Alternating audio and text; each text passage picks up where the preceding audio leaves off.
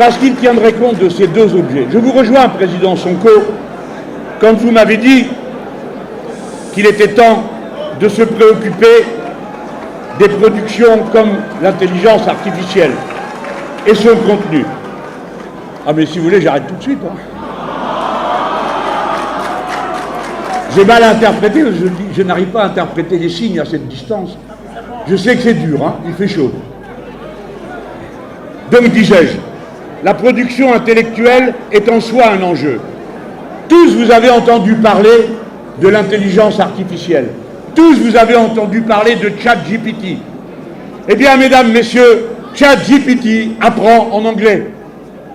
ChatGPT traduit le reste et vous propose, à partir de ces traductions, bien sûr, la traduction est la démonstration de l'universalité de l'être humain. Mais il existe d'autres systèmes. Les chercheurs du CNRS en ont mis un au point. Il s'appelle Blom. Mais lui, il apprend 46 langues, dont une dizaine de langues africaines. Et bien sûr que c'est un enjeu de savoir comment rentre l'information, car cela détermine comment ensuite elle va sortir et dans quelles conditions elle va être traduite. Car la traduction, c'est aussi à la fois l'universel et le fait qu'on ramène à un socle commun. Si vous voulez que tout soit ramené au sabir des boutiques d'aéroport, qui est aujourd'hui l'anglais, et à l'incroyable simplification de la réalité que contient cette langue à cette étape, en tant qu'outil d'intervention entre les êtres humains, alors il n'y a qu'à laisser faire ChatGPT. Mais si l'on veut que l'intelligence artificielle soit réellement une intelligence humaine, il faut qu'elle prenne en compte la diversité humaine elle-même. Or de cela, il n'est jamais question.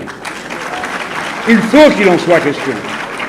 De même, la propriété des savoirs scientifiques ne doit plus pouvoir être privatisée. Dans mon pays, jusqu'à 1959, il était interdit de déposer un brevet sur un vaccin.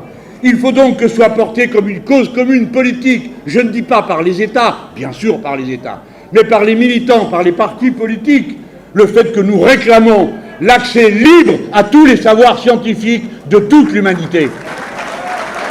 Parce que, voyez-vous, c'est à ce prix que la culture cumulative des êtres humains peut se diriger dans le sens du progrès. Sinon, la culture cumulative ne sera rien d'autre qu'une addition de segments et de compartiments de propriété privée de savoir